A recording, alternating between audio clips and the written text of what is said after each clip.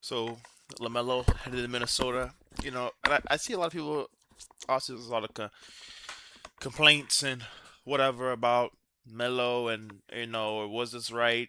The pick swaps really don't mean too much. It's really Nas Reed in a first, a 2023 unprotected first round pick is really what the true value Charlotte is getting in this deal. Um, but I'm gonna say this: this is the Hornets get an F from me. Just because like you messed it up. You gave up on a guy way too soon who was just starting to play the best basketball and winning basketball, the best winning basketball we've seen him play his whole career. Um, and you're just gonna trade him away. On top of like that, just I just don't understand like Lamelo Ball, his best basketball's out in front of him. What he and people just think as a scorer, but you got to think as like a passer. That's so valuable, and it's like having a high level quarterback in football when you can have somebody that can just put people in the right positions to maximize everybody around them.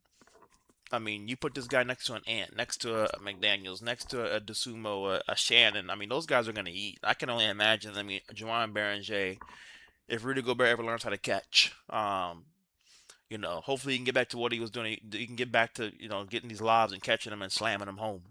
But, like what a high level passer can do for you, whether it's Jokic, a Doncic, a Luka, a Chris Paul, LeBron, like those type of guys are just so invaluable. They make you so much better offensively. Um, this is huge for Draymond Green. This is huge for Minnesota. I'm giving Minnesota an A+. I really feel like this is very similar to um what Conley built in Denver, where he had that superstar guy in Jokic, and then you had that hey, this guy's an all-star level dude, who we believe can be a number two option on a championship team.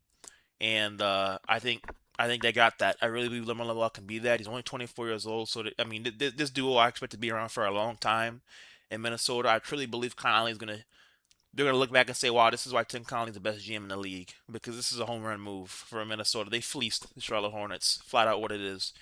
And I know a lot of people want to, I see, oh, he doesn't, he's been in Charlotte for 6 years and never made the playoffs. But I mean, so is this tennis or is this basketball? It's a team sport. So I don't put all that on LaMelo Ball. At the end of the day, if you look at the Hornets team, how many of those teams where LaMelo Ball is on was even worth making the playoffs? Y'all gotta understand it's a team sport at the end of the day. So if he was on a team that was better, I could see that point being like it would. I could feel where you were coming from. But at the end of the day, he was on teams. Look at the teams he was playing with. I mean, he just got a team that can make the playoffs really this year.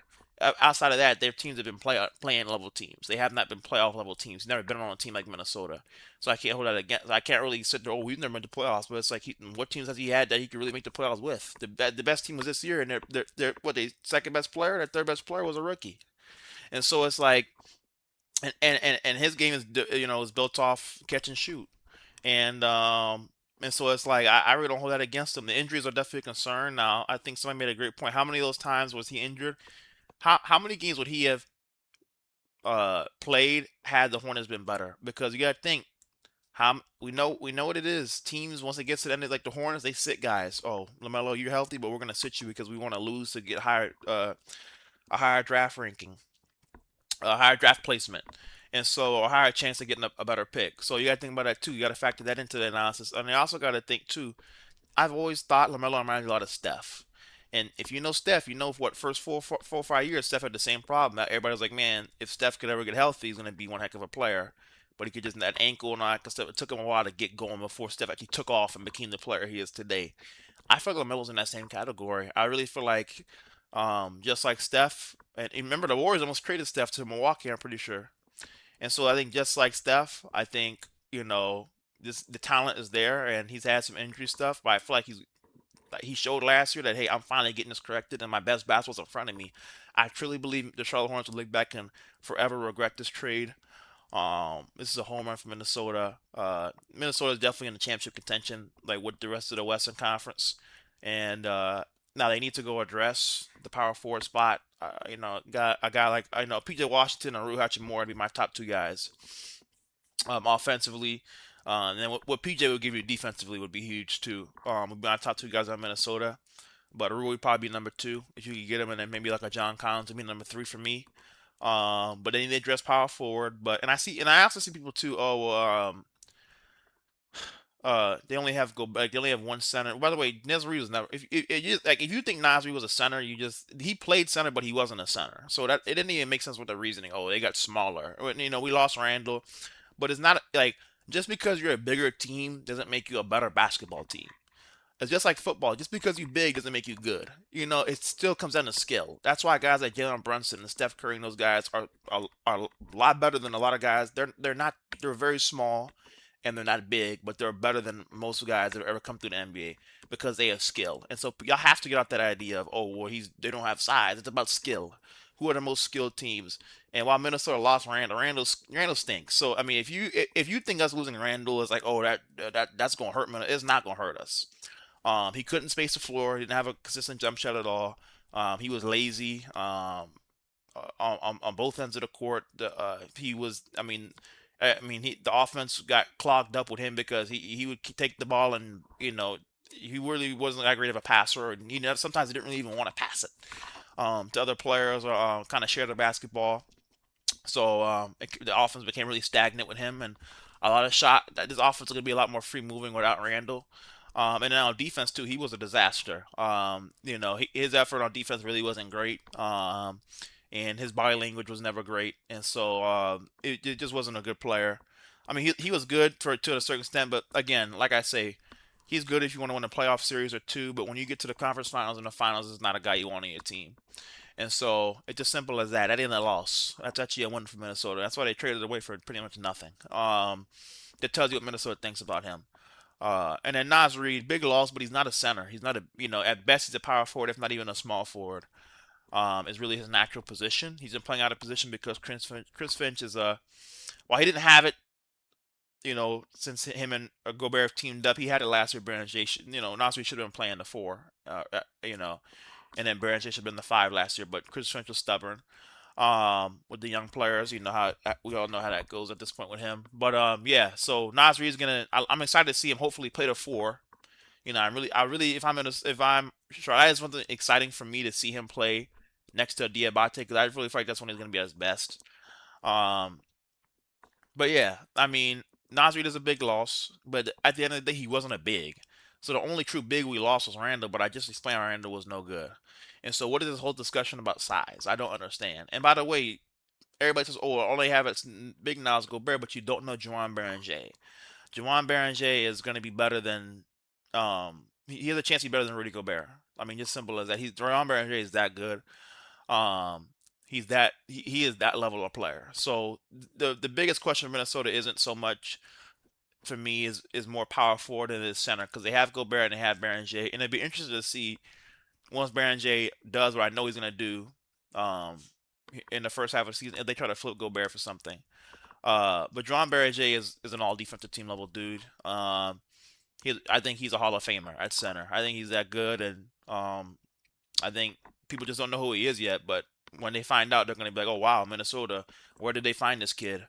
You know, Tim Connolly, what a draft pick. I already see it coming. But I mean, like I said, people just don't know who he is. So Minnesota's big. The big question for them is power forward is not center right now.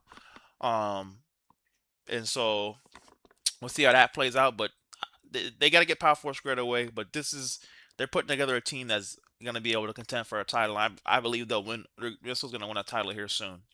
A lot of people are going to look back and notice how wrong they were. When it comes to Charlotte, it'll be interesting to see. Like, here's what I try to understand. Like, Con Knuckles like Clay Thompson. Like, he's not a number one option on a championship team, but he's a number two, number three guy on a championship team.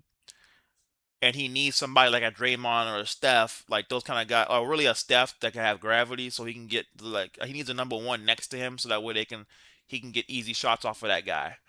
Um, and so like, and then you even look at Draymond, even though Draymond didn't take like teams weren't game plan for Draymond offensively, like the level of passer Draymond was is similar to Lamelo, where it's like Draymond can get him a lot of easy looks because we know his vision. We know how he's able to read the game in real time and create and matches that kind of stuff. Able to help get Clay easy looks. You're gonna lose that, and because Lamelo was like Steph and Draymond in one, where he was that level of offensive player where teams had the game plan for him on a night-to-night basis, so it took pressure off Khan defensively. But he also was that level of Draymond Green of passer, where it was like he could really get kind of a lot of easy looks because of how good of a passer he was. I mean, so that's my only question. Like, I think I really feel like Charlotte's gonna regret trading LaMelo. Like, Khan is not gonna.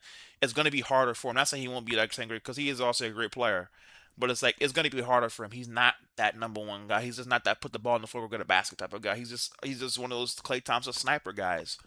Um, and now if you're Charlotte, you're gonna have to bet on the fact that Brandon Miller is gonna take a step we haven't seen him take yet. He's gonna have to take a step to become a number one option if you really want Khan to be maximized. But then again, who's gonna set Khan up for those easy looks? Because who's gonna be that passer in Charlotte? They're not gonna have that. And so that's my problem for Charlotte. If you had a big three of Brandon Miller, LaMelo Ball, and Con Knueppel, you should have at least given it till another year. I would have given it another year and said, hey, I want to see how this team looks because it seems like we finally turned the corner. But instead, you blow it up and don't even give it a real chance because you really could have had something special like Golden State had if you would have just waited a little longer. So I don't agree. This is a mistake. You can have Kawhi, you can have Christian Anderson. Those guys aren't LaMelo Ball. I mean, I'm just gonna like they just aren't LaMelo Ball. And so Charlotte looks like a play-in, probably a playoff team in the East, but they're not. They're not going to be anything. I don't see them being anything like scary to deal with without Lamelo. And I mean, with Kobe White, we'll see. They want to make another big trade. They're gonna have to get. I mean, we'll see the steps that Brandon Miller takes, but he's gonna have to be a number one option now. He cannot be 20 like this needs to be a 25 to 20 to 30 guy at this point. Like with Lamelo gone, you have to be that now. You need somebody to be a number one option so Khan can be maximized at number two, or else you're in trouble. Uh, in that point guard position, like I said, the passing and like what Lamelo Ball could do for them offensively, it just won't you won't have that anymore. And so I'm not a fan of this move for Charlotte. I'll probably give her like a C, maybe an F. They're gonna regret it. It's just what it is. It doesn't make sense. Uh, and that too, like the thing is, your fan base, like you are just getting the fan base back into Hornets basketball and getting them believing. Like why you wouldn't give it another year? This feels a lot like it feels like a mistake. It really does. This is a mistake, and I just don't understand the thinking here from Charlotte.